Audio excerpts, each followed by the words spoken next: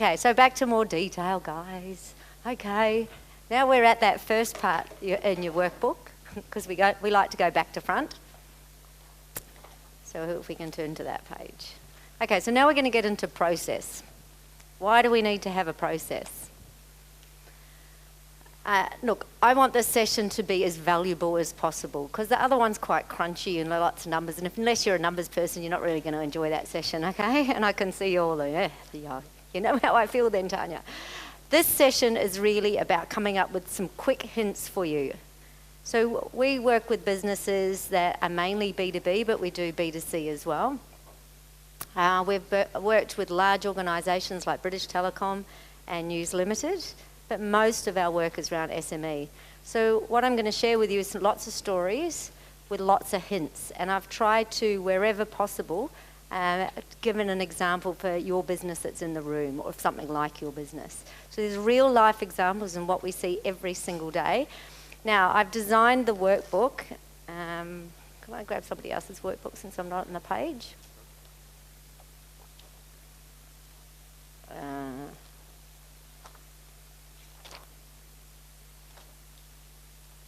When we get up to page 7, literally we're going to go through it fast. I want you just note down a couple of hints that you can easily action. So this is really all the take home. But one of the things I find most frustrating when I come to workshops is there's lots of noise but not a lot of take home. I want this to be absolutely chocker of value for you and some new ideas that you may not have seen before. Okay, everybody talks about process a lot and not many people follow it. And it's a bit of a dry topic again, but it's so important to get it right. Excuse me. So as we go through this, I want you to really understand where the money is. Our sales processes are all about building trust and building value. And you'll be surprised, Ari Galper, who was mentioned when I was having a discussion, a good friend of mine, I respect him highly. He talks about this trust-based selling, and one of his quotes is, you can lose a sale. So most people think you can lose a sale at the end, or you lose the sale at the end, but in reality, you can lose it anywhere from hello. Okay, so this is more about the process, about how you sell.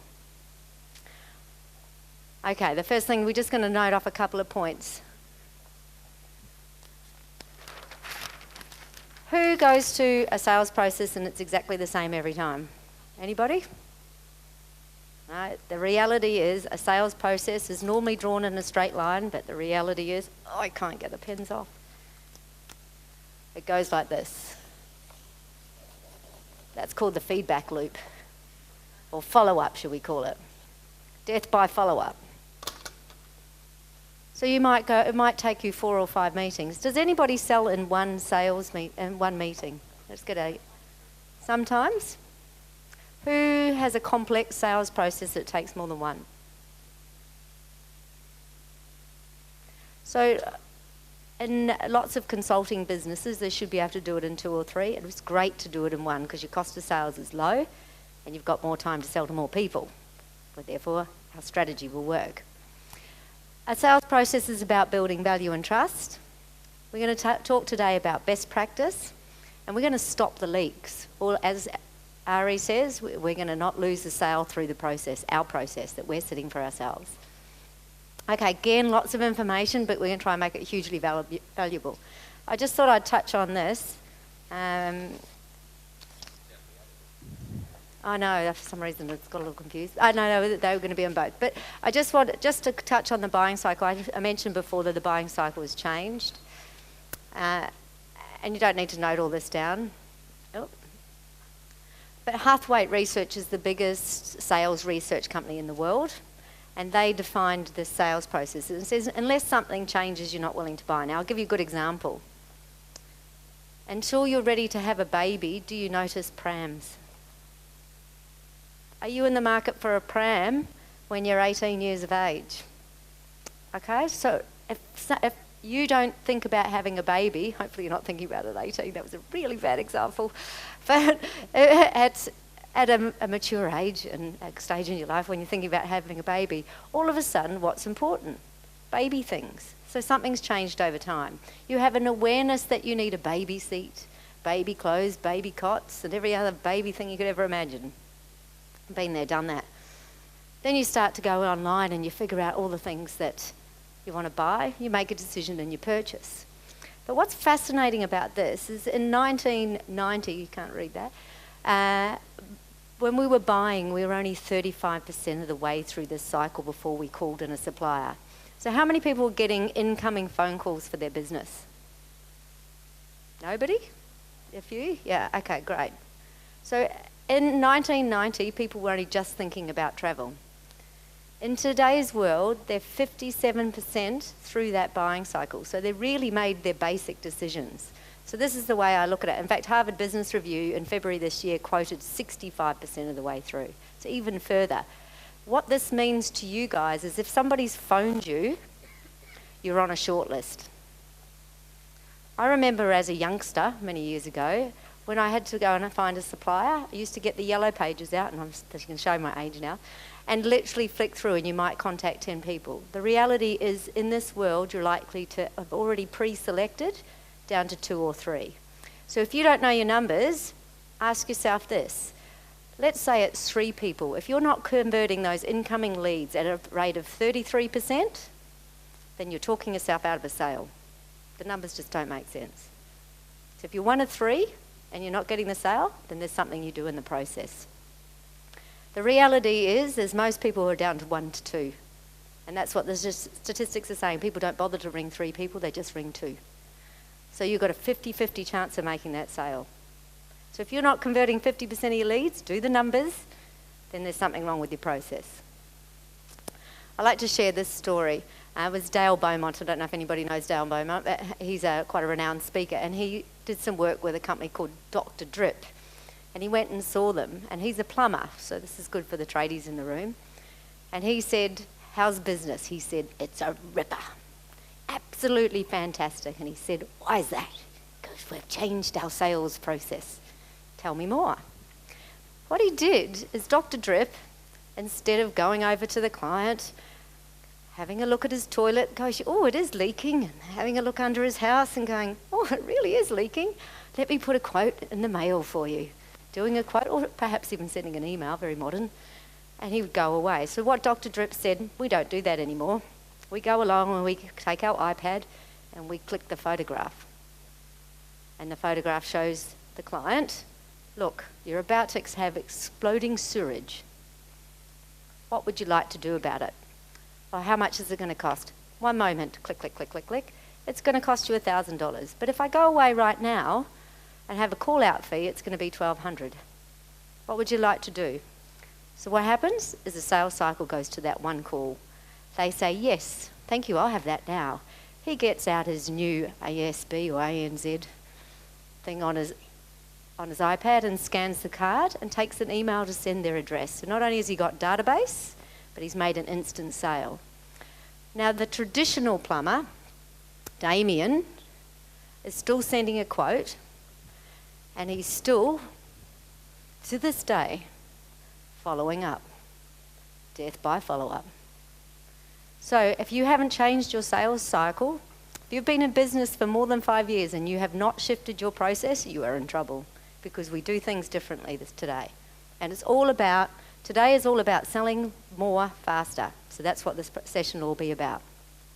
As that doesn't work on Keynote, we're going to ignore that one. So why do we need to get hung up on sales process? Process is, again, one of those dry subjects, but we need to have engagement with our customers.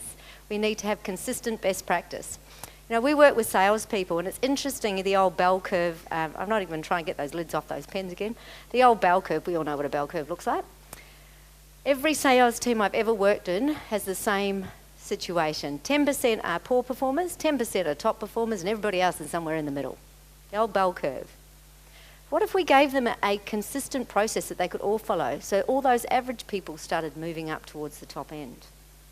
The reality is, and we know this, we did this exercise with 550 staff at News Limited, and we focused on improving the average performance by improving their process. They went up by 12%, increased our sales by 12%, and they had a declining demand by 5%, as you know. a dying business, the old News Limited, but they actually got an increase in sales. And what happened to the top performers? Well, they're still the 10% because they're so competitive, they will always be the top performers. So today's about getting that average performance if you've got a team, or getting your own performance up. And then rinse and repeat. Okay, why do we want raving fans? What's a trait of a raving fan? This table. Tell their friends. What else does a raving fan do? Yeah, we've had that. What else do they do? Yep, so they're telling their friends. What else? Anybody else on the table? They come back, they order some more. Yep, so they refer business, they tell everybody about it, and they order some more. Is that easier than going out and finding a new customer? So sales process is about having raving fans. We're going to talk about it in two avenues. We're going to talk about lead, and then we're going to talk about the process. Now, every sales process is the same, by the way. When you go into a sales process, you engage with the customer, you ask them some questions, you provide them a solution, and then you close them. Now, it's not quite that easy, but the process is the same. But it's what happens inside the process is where the real value is. Oops, I'm pushing the wrong button. I'm going to talk a little bit about that. The reality we find is when we're drawing sales process, because everyone does that flowchart sales process, the reality is that you have different meetings and you do different things in those meetings. But whatever you do when you document your sales process, it needs to be thorough. There's lots of flowcharts in these two presentations. So one of the things that I'd like to touch on now, and I'm going to need these pens, is trust. Here's Zig Ziglar, who asked me about, well, was it you who asked me about Zig Ziglar? People like you, they'll listen to you if they trust you, they'll do business with you. And I love the idea of trust as a piece of paper. Now, trust is something we all talk about, right? Everybody knows that people buy off people we trust. But ironically, it's a very misunderstood area. So think about two of your very closest friends. One you trust more than the other, just slightly. Do you know why? Can you articulate that? What about with a customer? Or you bought a supplier? Can you really distinguish exactly what's going on? You just know that you don't trust them. So we're going to investigate that. But I'd always like to have a little bit of a video. Oh. I want you to, as you watch this video, can we have the volume up quite loud this time? Because it's quite amusing. So we're going to ask Tinkerbell. So Tinkerbell's going to show trust. And I want you to think yourself as the blue bird in this video, as a customer. Now, the behaviours that Tinkerbell is demonstrating in her sales process to the blue bird, can I tell you, is probably reflective of 60% of the people that are out in the marketplace. And I'll let Tinkerbell tell that story. Slap 'em. That's it! Have fun!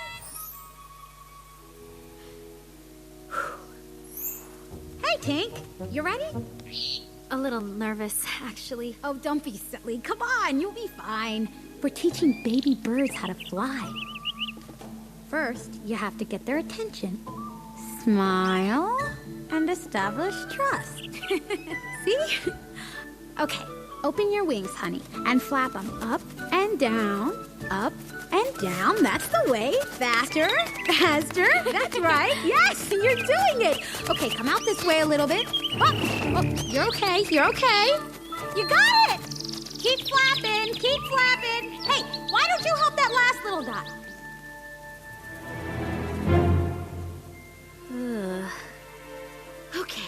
Okay. Just smile and establish trust. Hi there! Hey, little fella! You want to do some flap today? Oh, sure you do. All you do is you just flap your wings like this. Huh? No, none of that. Come on. All we gotta do is... Ow! Look, I'm gonna level with you, okay? I kinda bummed out on the whole water and light fairy things, and I'm starting to run out of options here. If you could see fit to flap your little wings and take flight for a few measly seconds, I might be able to go to the mainland and bring happiness to the world. What do you say? Wrong answer. Oh, if I end up making acorn kettles for the rest of my life, I am holding you personally responsible. Hey, look at this. Just stop squirming! Would you just... Ow! Hey! Ow, ow, ow! Okay. I am letting go! I am letting go! This is not working. So is your sales process working? Are you putting pressure on your little bluebirds? Has anybody ever been sold to like that? It's awful, isn't it? Ugh. I like to call it showing up and throwing up. Many, many people do it, and that's because they don't fundamentally know the sales process and how to build trust. So I'm going to share an equation with you. It's by David Meister, and his book is The Trusted Advisor. Anybody read The Trusted Advisor? It's an oldie, but thank you, Will. You've got that sign too. There's a theme here. Okay, so what he says, and he's a Harvard professor, and he did lots of research on what makes the difference in trust. So this is fundamentally what makes the difference between your two friends. And he says that trust is built by credibility. Now, Adam mentioned credibility today. It's also about reliability and intimacy, the relationship you have with people. So have you ever found it easier when you have a better relationship with people? It's easier to sell, isn't it? What have you thought about somebody that is coming to see you and they turn up late? Do you trust them? And what about credibility? One of the things, because I do a lot of work with B2B, is LinkedIn is often used as a tool in business to business. What does your LinkedIn profile say about you? So credibility plus reliability plus intimacy makes trust. I'm going to get you to have a little bit of a table exercise. I want this side of the room to do credibility.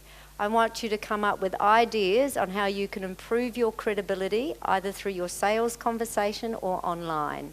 So best ideas on the table, get one of 2 free books. Okay, so ideas to build credibility. So that might be what you say. So it might be your compelling offer. So your behaviours inside the sales meeting, or what you do online. Is it your testimonials, that sort of thing? So come up with ideas. I'll tell you when in a second. This table here, I want you to come up with ways you can prove reliability. Prove your trust in your sales process with reliability. Okay, so it's not just about being on time. Think it through. What makes people reliable? Just think about moodiness. I'll just give you a little hint. And these 2 tables, I'd like to, if you could just join together for this exercise, that would be great. How do you improve your relationship? Through your interaction with your customer, whether it be online or face-to-face. How do you improve your intimacy? What do you need to be doing? What do you need to be asking? Okay, everybody stand up. Stretch your legs. It's that time of the day where, starting to come down. Great. Everybody on these 2 tables that is not a spokesperson, have you chosen your spokesperson? Stop all going like that. Okay, whoever's a spokesperson on table 1 and 2, stay standing. Otherwise, everyone else can sit down.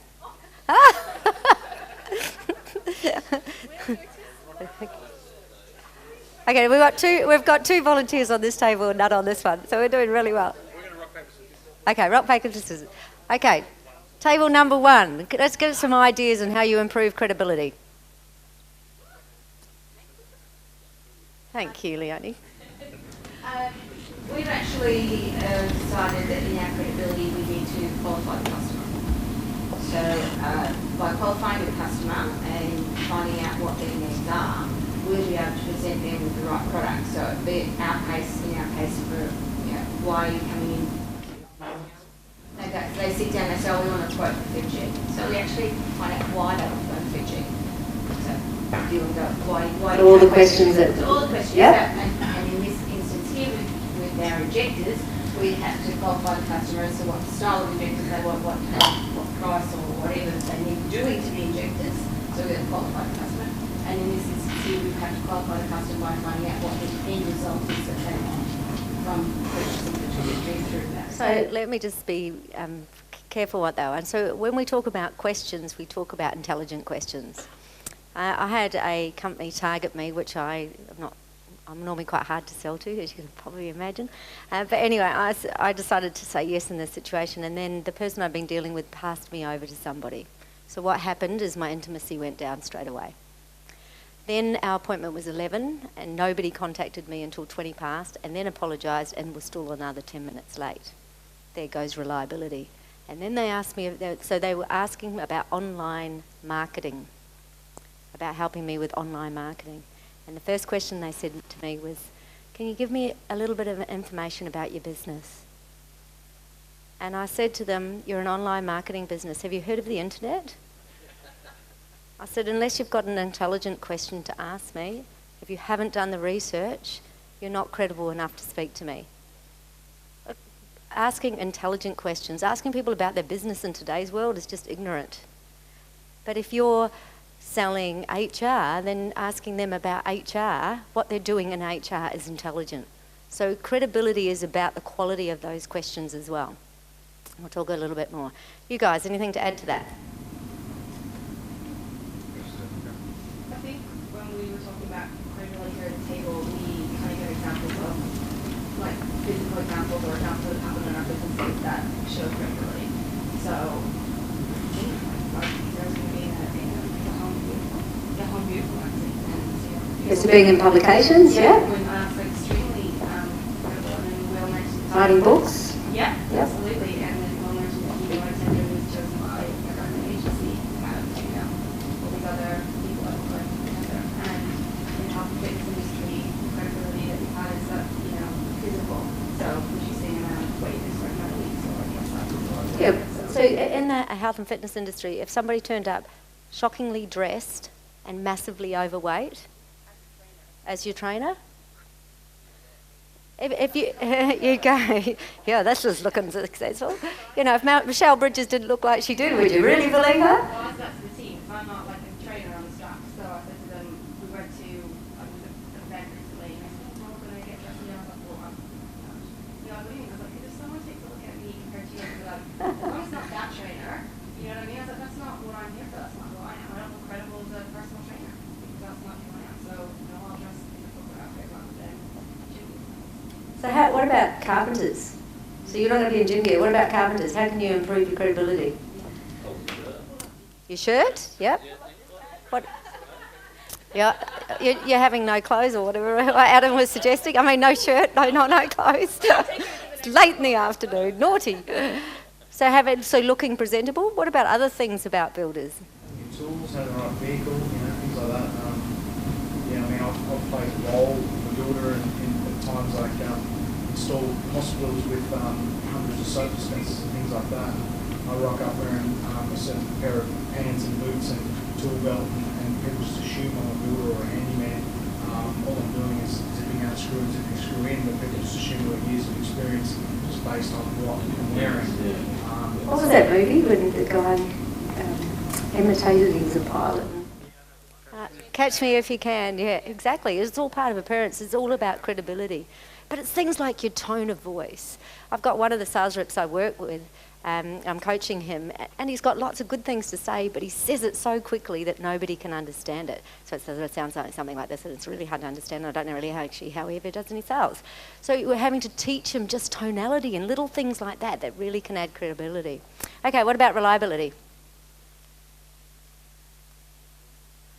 Team? Yeah, I guess we've done a few things on the table as far as punctuality, like referrals. One of the main things that I use when I'm doing consultancy work is I'll put, like we've got a project overview, a scheduled maintenance, a price list up front, so they're kind of templates, just sample templates, so the project overview on top of that is the first sheet. We hand that to the client on initial consultation that just says, 6-step process, this is where we're at, this is the next step, next step, and it all gets handed to them up front, so they know where they're up to, when we're up to the next trading quotes, they don't have that. Yeah, it just gives them peace of mind because they know what's expected of them. You'd be surprised how comforting for the risk-adverse people just having a process is that will actually help them trust you more. This is all about trust. Your collateral, your website. great story. Had a client, a lead ring me and said they wanted to meet with me and have a chat. And I looked online on their website and there was this really, really handsome man. I thought, that'll be nice. I'm married, right? It's okay to look. And I went to a cafe expecting this really handsome man turn up. And I didn't even recognise the fellow. Not that he was awful, but he certainly wasn't what the photo said. So how did that make me feel? Was what he was about to tell me reliable if he couldn't even have a photograph? Sorry, photographers. I'm all for a little touch-up, but this had gone to the extreme, right? So, yeah, he didn't look like Tom Cruise. And so just be careful. That's about reliability too. People want to know what they can expect from you. What about building relationship, building the intimacy? We discussed making customer notes so that, if you've met with someone and they've mentioned that they've been on a holiday, and you bring it up again and ask them about their holiday, or a family member or animal. Yes, so personal information, yep. What else? Follow-up calls after the sale, and thanking people. Like I find that. So the review process, yep, yeah. Absolutely. Great time to ask for a referral, yep. Yeah, feedback, listening to them and getting information from them.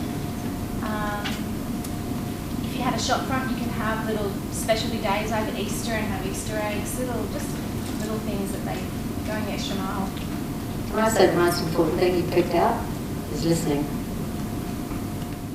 Listening. I can't use this example when I work with the brethren because they don't date, but just imagine if you've ever been on a date and the other person doesn't listen to a word you've got to say, is there any chance that relationship's going to go any further? So listening is critical. I'll just explain self-orientation. So what David Meister said is that you might have all of these three going on, but if your care factor is more about you than the customer, it will start to erode those. So salespeople that are under pressure from a sales manager to close their sales at the end of a month tend to become about their own agenda. And this is where they can start to lose the sale. So I always have to check in with sales managers saying, don't put that pressure on, because that flows on to the customer. And all this hard work you've done up the top will get eroded. So if you've got too much care factor about you and not enough helping of the customer, then you're not going to build trust. Okay, so I just wanted to cover that. It's really important, and you can do that aspect in every relationship and every part of your process. Just use this as a check-in. Any emails that you send to customers, just check that they have all these three in it. Okay, it's really important. It's a very easy equation to apply, and it makes a difference. Massive difference. Okay, so now we're going to go through some ideas. Now, at the bottom of each of the screen, and I'm not going to go through them, I won't bore you to tears, and we will send you these. There is full statistics on the bottom of each of the slides to show you that this is proven. You choose what you want to take out of that. So here's some ideas. On your page, what page did I say? 7, is it? Okay. Lead generation. Have some policies and procedures around it. How many minutes should you be responding to the leads and travel agents? What if there's nobody available? When should you get back to them? Within 24 hours. Is that good enough, guys? Okay. I have a customer of mine, and their average sale is $500,000. They do dentistry fit-outs, and they'll remain nameless. They take up to 3 weeks to respond to a web inquiry. But yeah. So was I surprised when I said, so how long does it take you to answer a web inquiry? And the salespeople said, next day latest. And the sales support person says, up to 3 weeks. What's the chances of even getting the sale? If somebody has an opt-in sheet and they want you to download, send it to them. But then send them a day later or even an hour later saying, since you downloaded this, thought you might be interested in this as well. Whenever I get a web inquiry of a customer, the first thing I do is I've got 2 books. I wrap up my 2 books in beautiful red wrapping paper, put a big bow around it and stick it in the post, saying, thanks very much for your inquiry. I don't really need to do much more than that.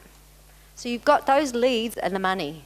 Make sure you look after them with tender, loving care.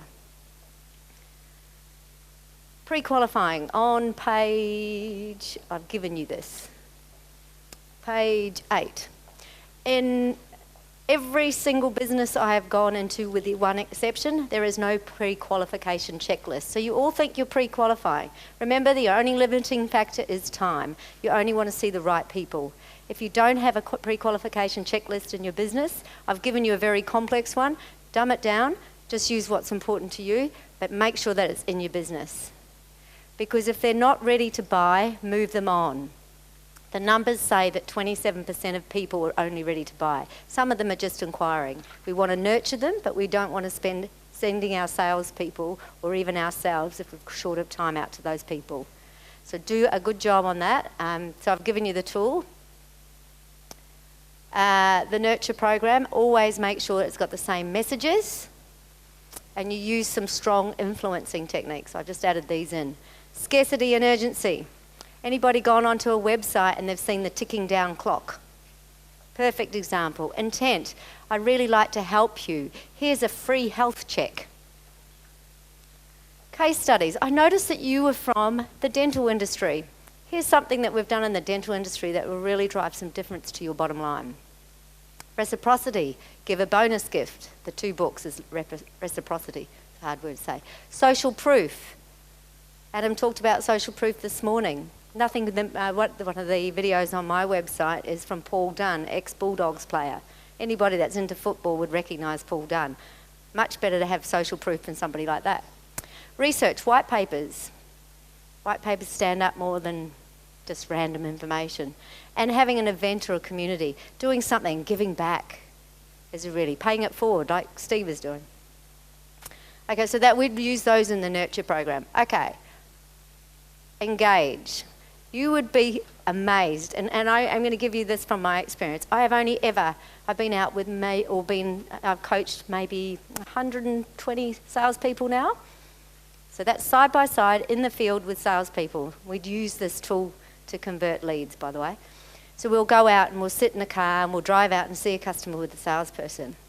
And only once, and actually happened to be a personal friend, but only once has anybody ever set an agenda in that meeting. Now you say to me, so what, Tanya? That's not a big deal. We're having a nice conversation. What happens if you don't send an agenda is you don't tell the customer what's expected. What part of the trust equation is that? Reliability. So all of a sudden you miss your opportunity to build some trust. The other thing is if you don't send an agenda, you don't tell the customer what's expected at the end. So what does that do to your sales cycle? It makes it go longer. So an agenda might sound like something like this. Look, it's great to meet you. Why don't we spend some time getting to know each other? And if there's a good fit between your business and what I can offer, then perhaps at the end we figure out how we move forward and go to the next level of our assessment. Okay, so that's obviously very business to business. But if you were as a builder, you might say something like, look, let's just start with what you're thinking about doing. And then if I think I'm a really good fit with that, perhaps I can go away and organise a quote so we can figure whether it's going to be within your budget. So they know what the process is and they know what to expect. There's one thing called, and we're going to get into this a little later, called an advancement objective. And I worked with a company who did leather seats on cars, like made them all pretty. And we put an advancement objective in their engage part of their process. They had a 20% increase in sales because they literally told the customer why they were there. Because before, it seemed like they were just there for a cup of coffee. So it raised their credibility by doing this and increased their sales, just in this part of the process. Okay, explore the questions. We talked about questions, part of credibility. Don't ask silly questions. The more questions you ask, the better, but make them intelligent. Marketing company, branding company I work with called Ascender. Fantastic what they do. They're amazing stuff. But they used to have these incredibly long-winded meetings. So the first meeting, the client would come in and they would leave 2 hours later while the salesperson asked them a list of inane questions that really went nowhere. And their conversion rate was extraordinarily low. They now have 7 questions. 7 good quality questions, and they convert 50%. They were about 10% before. And he holds it to his chest like gold, saying this. So now the sales meeting's 25 minutes. So what have we done?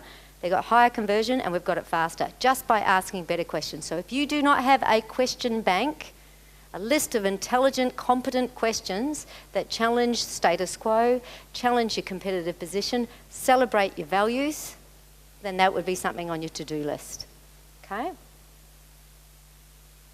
One quick tip. If your value is, so I'm working with a company that does timber flooring, and one of their values is that they use environmentally friendly or environmentally sustainable forest to create their wood. Now, if you're an interior decorator and you don't give a damn about the environment, is it relevant to even bring that up? But if it is, if you start asking questions about the importance of that, you can get that information online. If you start asking that information about being environmentally or sustainable produce, all of a sudden you have a solution that sets you apart from your competition. There's a point of difference.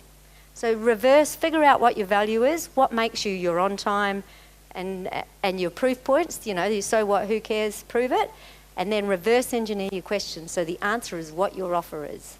It's a little trick of the trade. The other thing in there,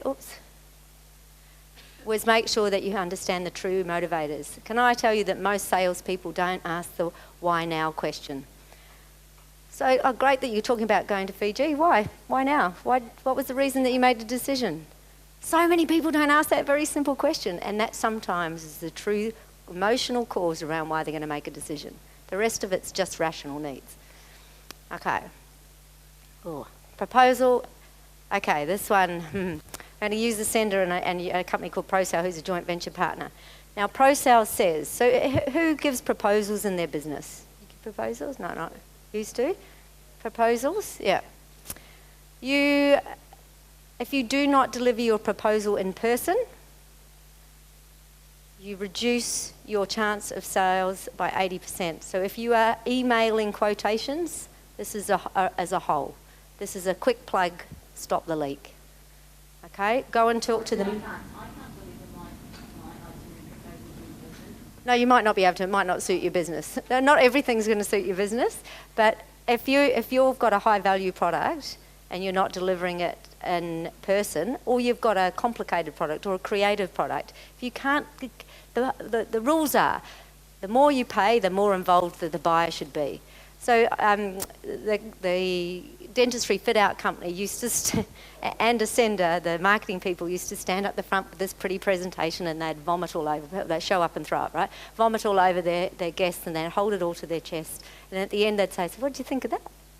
So for Ascender, instead of that now, we ask them to put each idea down on the table and get the clients up on their feet and touching and feeling. Now, the more involved a client is, the more chance they're going to buy. So if your proposal process is not done in person and not including the customer touching, feeling, then you're lowering your chances of sales. Every single one of these best practice tweaks will have a direct impact to your bottom line revenue. Every single one of them. So imagine if we collate them all together.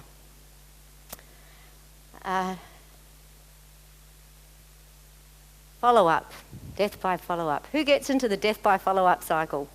Come on, honesty. Yeah. Okay. I'm just ringing to follow up your quote. Please never say that again. It's death by follow-up.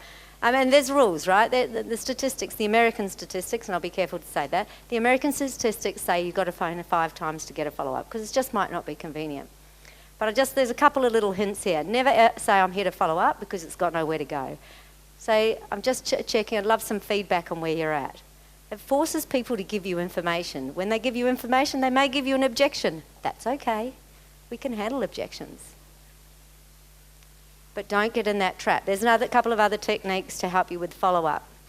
If you're in the meeting for a proposal and you're giving them their proposal or you've got a quote, agree to pop back past them to get their answer. Don't say, I'll give you a call. The likelihoods of somebody saying no to you in person, and again, this might not fit all businesses, is lower. Okay? So these are little tricks that make a difference. So there might be 1 or 2% to your conversion rate, but imagine them all piled together. I'll give you the numbers at the end. Now, upsell. Has everybody got something to upsell? The travel agent girls will have truckloads to upsell. Now, there's certain rules. And what happens when they order something on Amazon? Anybody know? When you get to the cart, what happens? You might also like, or people have also looked at. And what about McDonald's? When you drive to the window, what happens? Ooh. When does it happen in the sales process? Once you've placed your main order. What happens if people try to upsell you before you've got your order out? What was that? Yeah, so exactly right. So they will feel sales pressure.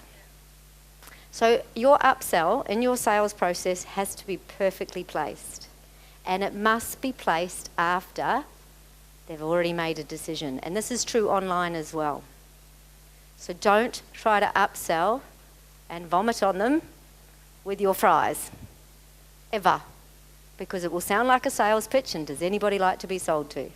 Okay, so learn from these people. There's actually, I won't go into what the brain does and all that sort of thing, but it's a fantastic way to improve your process.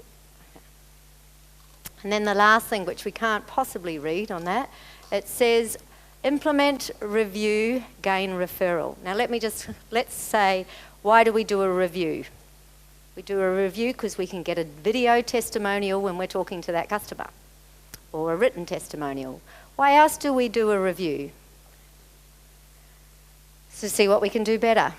What if you've done an amazing job and it's a big business? What would a good review do for you? Get you introductions to the other business. Get you those referrals. Now I'm going to talk about referrals. Who bases most of their work on referrals? Okay. The referral process should start earlier. It should never be at the end. Most people make this mistake. So once somebody's agreed to buy from you, in your conversation when you're placing the order, you just sort of say, look, I'm really looking forward to what we do. We base most of our business on referral, so it really is up to me to make sure I impress you. So they know that you're going to, so setting up those expectations, being reliable. Okay? Then the secrets. I'm going to give the builders the example I've been talking about. And I saw a builder do this inside our building. We live in a high-rise. And the first letter came out and the builder had engaged in building in a high-rise. And you can imagine how noisy it is. And they were jackhammering concrete in a high-rise. So it was very noisy. So the letter came out and said, my name is so-and-so, I'm the builder. We're going to make lots of noise. I'm terribly sorry. Here is my direct phone number, building intimacy, being credible, being reliable. Here is my direct phone number. Feel free to contact me. And by the way, here's a photograph of the apartment before we start work. About 4 weeks later, after the jackhammering, and it was surprisingly how forgiving we were because they'd already apologised in advance, we get another letter in the post. Congratulations for surviving the jackhammering. We're up to stage 2 of the project and you might hear some hammering. I thought we'd like to give you a little progress report. Here's a photograph. If you would like to come up to the site at any time, please give me a day's notice and I'll make it safe and comfortable for you to come and view. Now, what do nosy neighbours do? Every time. Now, this happened in 4 steps, and at the very end, there was a lovely gift card in all of our letterbox saying, it has been a real pleasure to work in this building. You guys have been fantastic.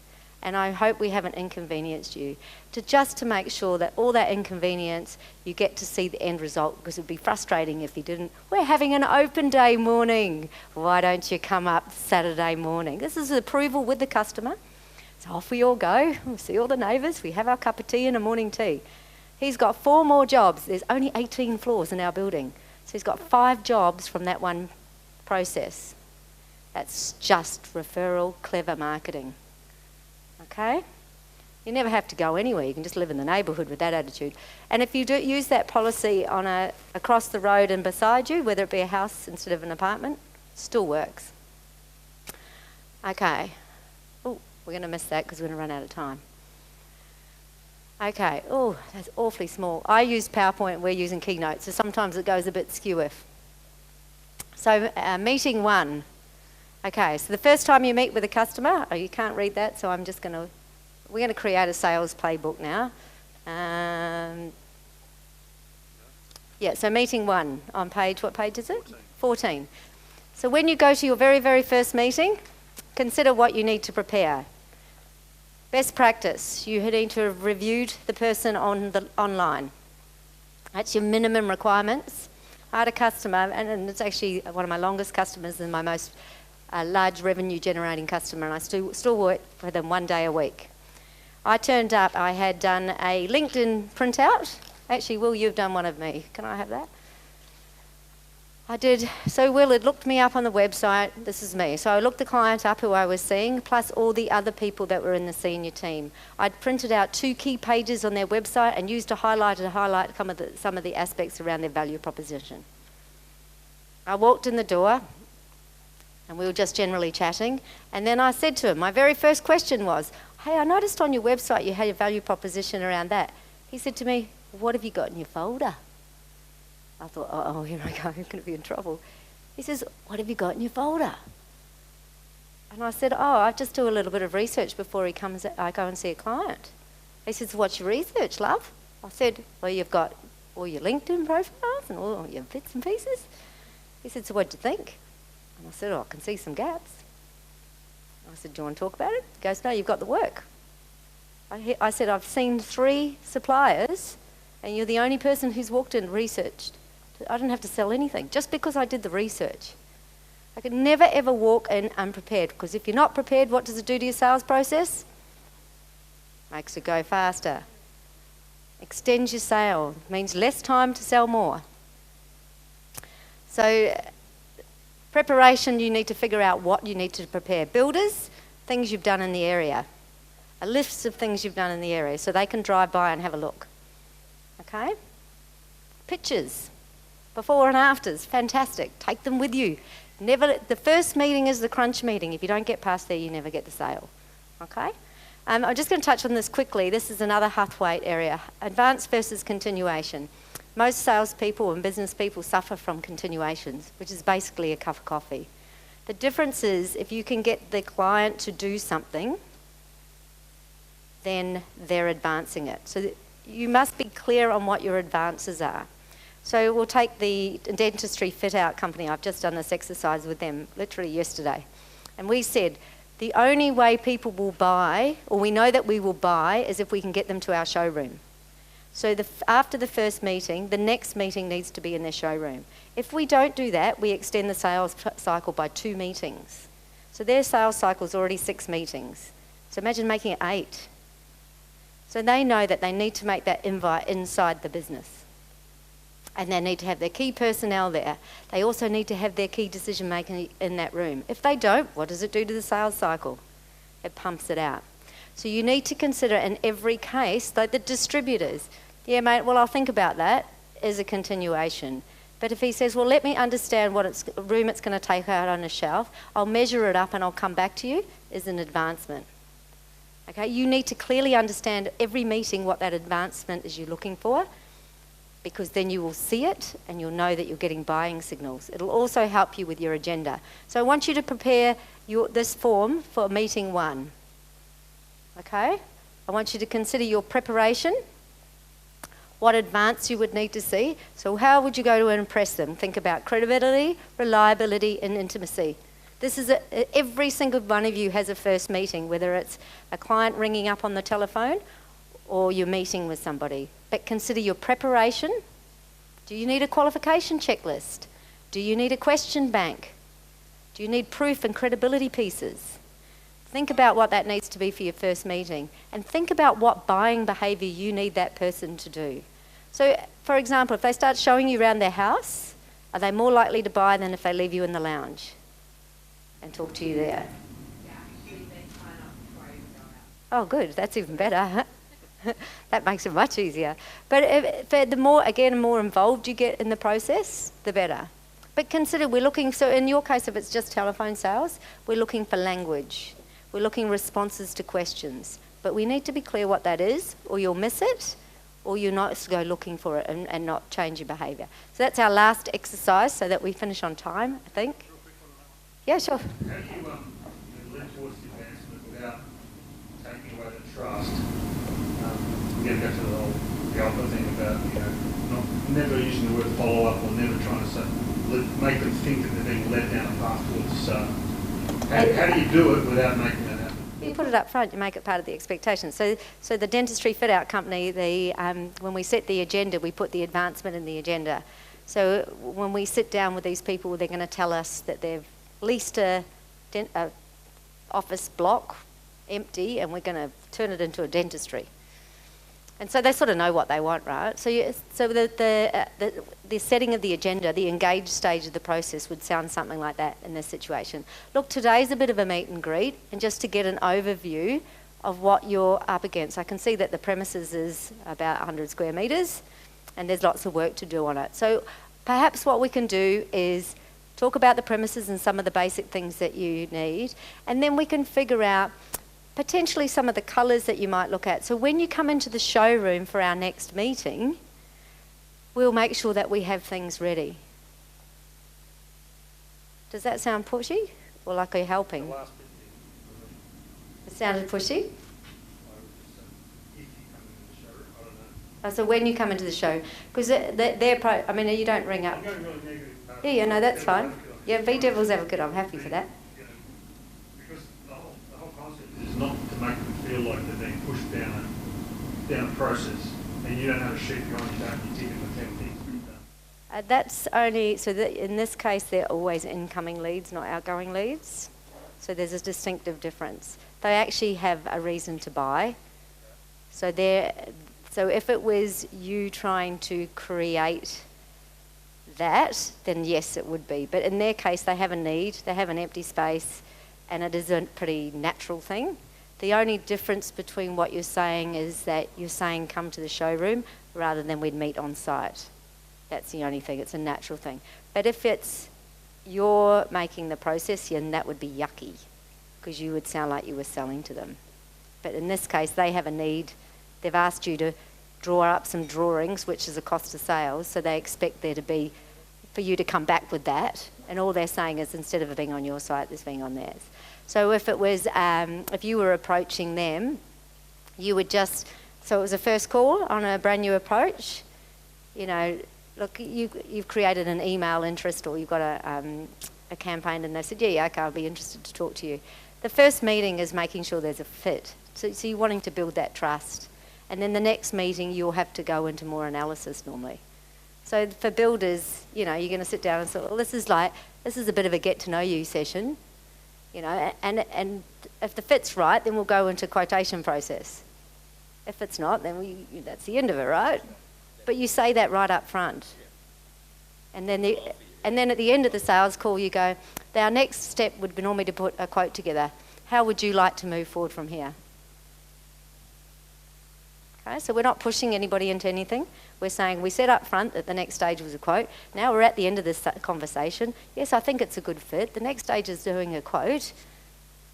How would you like to move forward from here? Okay, see how it works?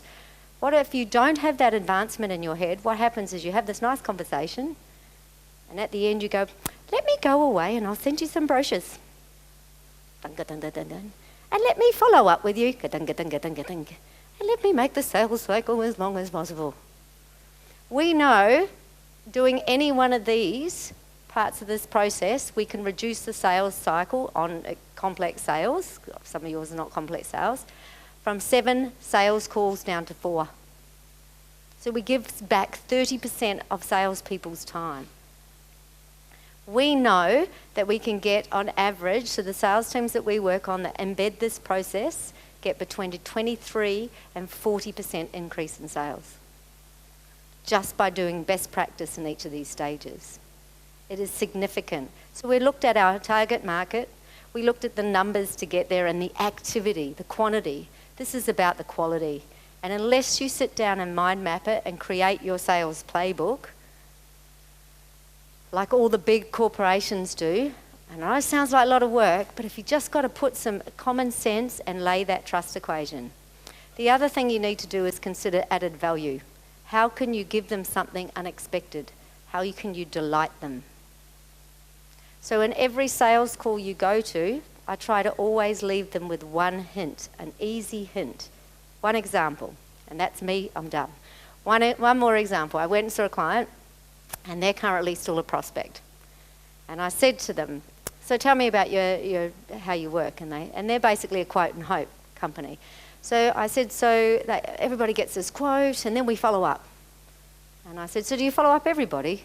And they said, oh no, we don't have the resources to follow up everybody. And I said, so tell me, what do you follow up and what you don't follow up? And they said, well, unless the order is over $20,000, we don't follow up. And I said, oh, that seems like a reasonable amount. I said, so how, out of all the quotes, as a percentage of quotes, how many are below $20,000? I said, oh, about 60%. I said, I'm not coming to train your sales team, guys, until you've plugged your leak. They leave 60% of all that hard work just to fall down the toilet at the end. Just plug the leak. And they said, but we don't have the money. We don't have the resources. I said, I should have used the term ninja, Steve. Ninja it or automate it, but do something with it. Don't quote and hope, guys. Don't be in that spinning follow-up cycle. Don't extend your sales cycle. Convert as fast as you can every time by having consistent best practice in your sales process. Thank you very much, and I hope I gave you lots of hints.